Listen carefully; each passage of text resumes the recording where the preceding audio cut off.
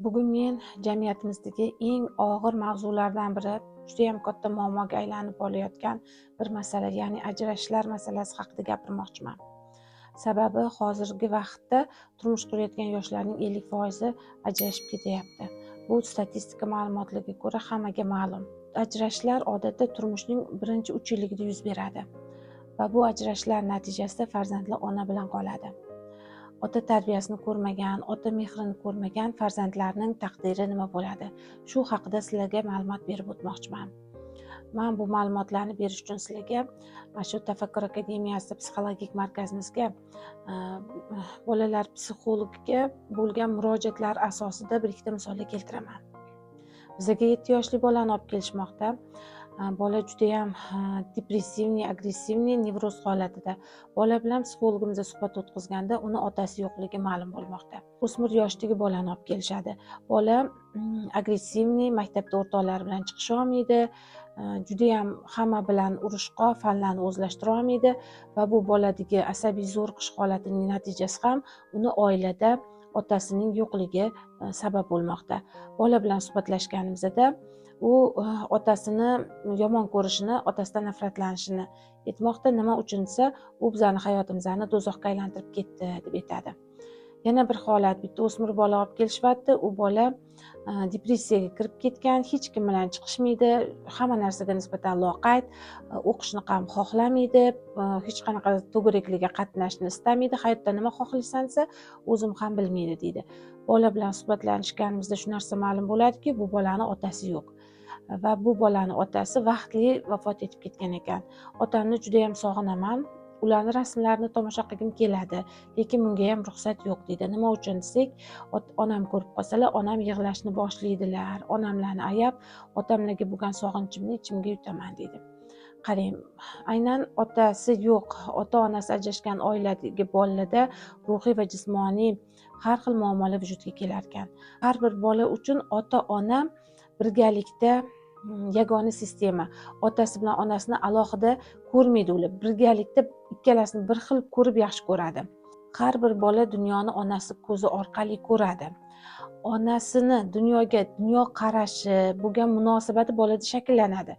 Agar onasi turmush o'rtog'ini, ya'ni bolani otasini yomon ko'rsa, nafratlansa, ayblasa, bolada xuddi shu holatlar paydo bo'ladi. Otasiga nisbatan ayblov, nafrat shakllanib qoladi. Erkaklar ham farzandini onasi orqali his qilar ekan.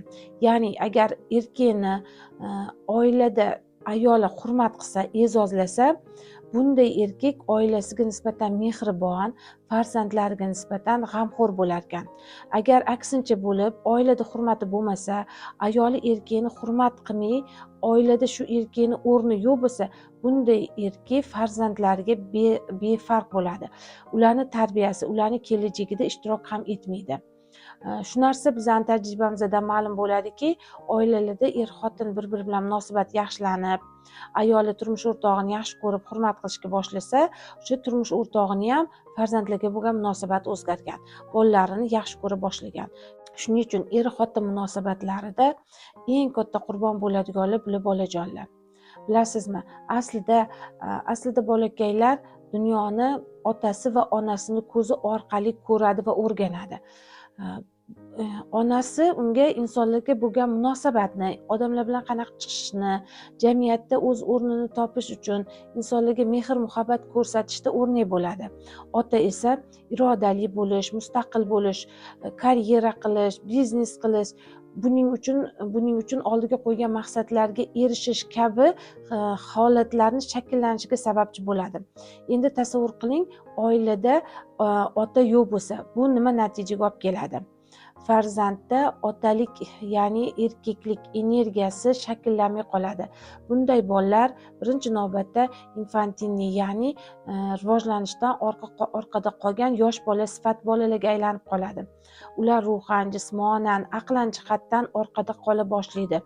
Ota mehrini ko'rmagan o'g'il bolalarda odatda irodasizlik, ojizlik, qo'rqoqlik, depressiya holatlari shakllanib qoladi.